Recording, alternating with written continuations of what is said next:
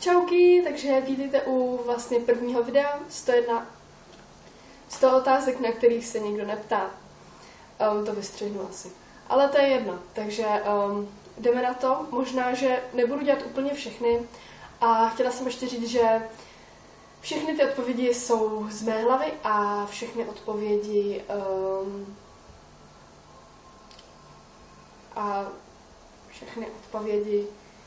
budou takový rychlejší, nebudu to nějak 300 let rozebírat, protože jsem většinou koukala na ty holky, co taky dělají takový ty tutoriály a tak.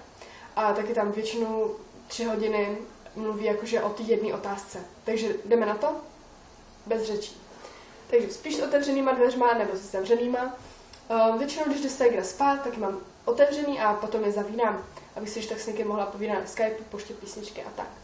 Bereš si domů šampony a kondicionéry z hotelu, tak to je asi jasný, kdo by si je nebral, když to zadarmo. Spíš s zataženými závěsy nebo s žaluziemi. To je jedno, mě to je úplně jedno. Ukradl si někdy dopravní značku, já jako nic jiného neumím ukrást, jo? Já kradu jenom dopravní značky. Takže používáš pousty, nálepky? Ne, ani nevím, co to jako je. Vystřeluješ si kupony, aniž bys je použila, no hlavně takový ty kupony z mekáče. Tak to je asi nejčastější. Bylo by ti milejší, kdyby tě napadl medvěd nebo roj včel? Nevím. Asi ten medvěd, jo.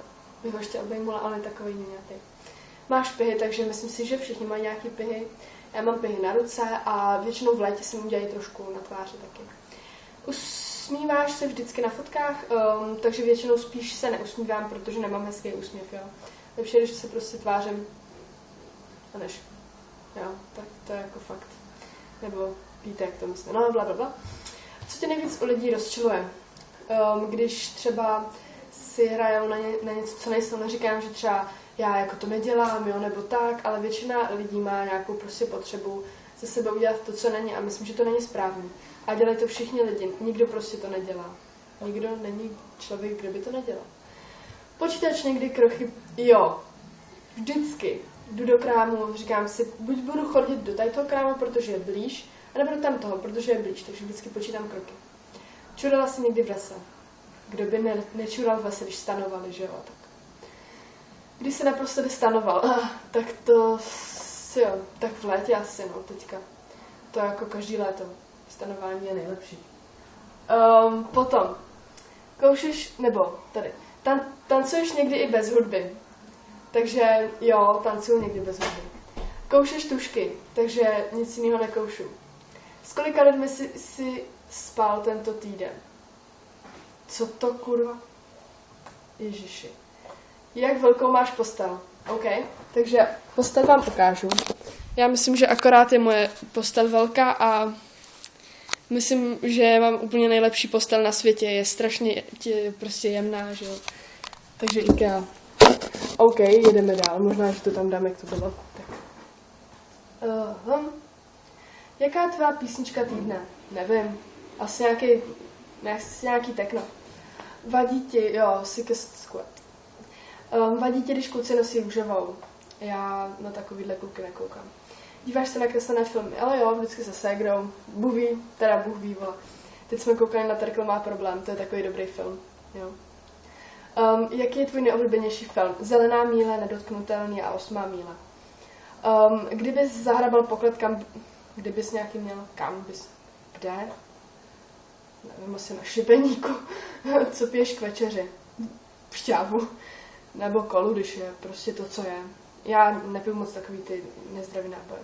Do čeho si namáčíš kuřecí nugety? Já jako asi tatarka. Ne, já vždycky smíchám tatarku s kečupem a je to jako francouzská, ta omáčka. Tvoje oblíbené jídlo? Já jim všechno, jako já jim fakt všechno. Na jaké filmy můžeš koukat pořád dokola, stále se ti líbí 8. míle, Zelená míle, Nedotknutelný a hlavně Klik život na dálkové ovládání nebo Gimple. Koho si naposledy políbil? Oh shit, asi kamarádku. Byl jsi scout? Ne. A nechal by se vyfotit na ne.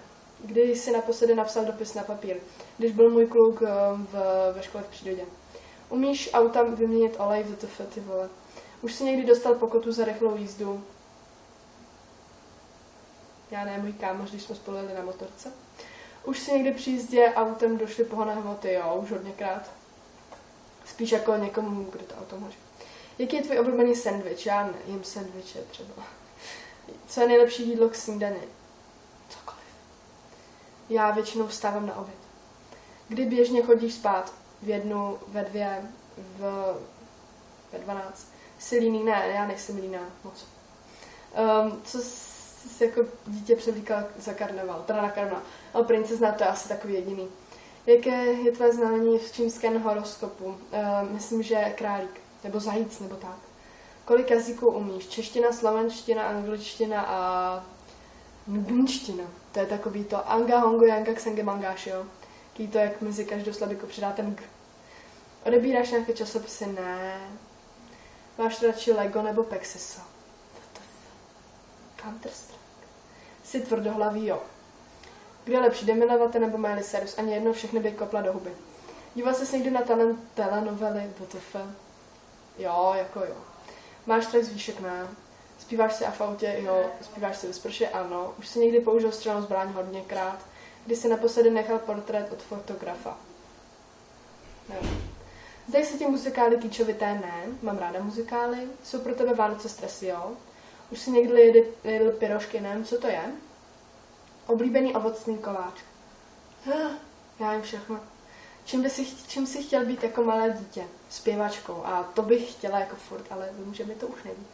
Věříš na duchy? Ale jo, hodně. Už jsi někdy měl pocit déjà vu? Ano, furt, skoro. Bereš denně vitamíny? Ne. Co to jako, na co, jako ty vole? To s ním radši jedno jabko, že jo? Nosíš pantofle nebo bločkory? Asi panašky. Nosíš župan? Ne. V čem spíš? V tričku. Jakože ne tady v tom, ale v takovém šedém, který tady mám teďka jakože zmuchlený, jo. Takže jedu dál a ukážu vám ho. Tesco, Kaufland nebo Billa? Albert. Tam mají dobrý kajsarky. Takovýhle tričku. Nike nebo Adidas? Nevím, já nemám ráda sportovní značky. Bramburky nebo křupky? Bramburky. Buráky nebo buráky? Fuj, ani jedno. No spíš sluneční zubysvinka. Už jsi někdy slyšel o skupině Tresby? Ne. Měl jsi někdy hodiny tance? Jo, hodněkrát. Jaké povolání by měl být tvůj budoucí partner? Transvestita. Ne. Já nevím, ne, to je jedno, hlavně, že baví peníze. Umíš strolovat jazyk. Jak jako strolovat?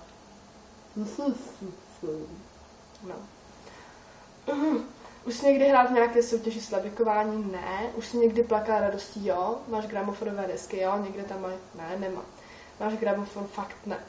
Zapaluješ rád svíčky? Jo. Už jsi byl někdy zamalovaný? Jo. Párkrát. Koho koncert by se rád viděl? Eminem nebo Wiz Khalifa? Studený nebo horký čaj? Podle toho, jaký je počasí. Čaj nebo káva? Kafe. Gumový medvíce nebo čokoláda? Umíš dobře plavat? Normálka. Umíš pod vodou zadržet dech bez zadržení nosu? Jo. Jsi trpělivý? Ne. DJ nebo hudební kapela na svatbě?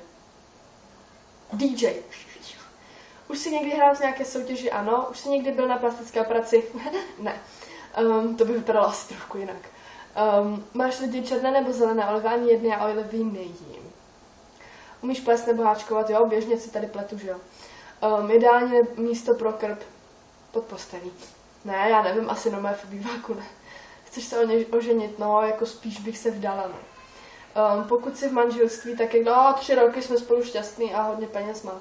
Ne, keca. Do koho jsi byl na střední škole za mnou? Ještě na střední nejsem.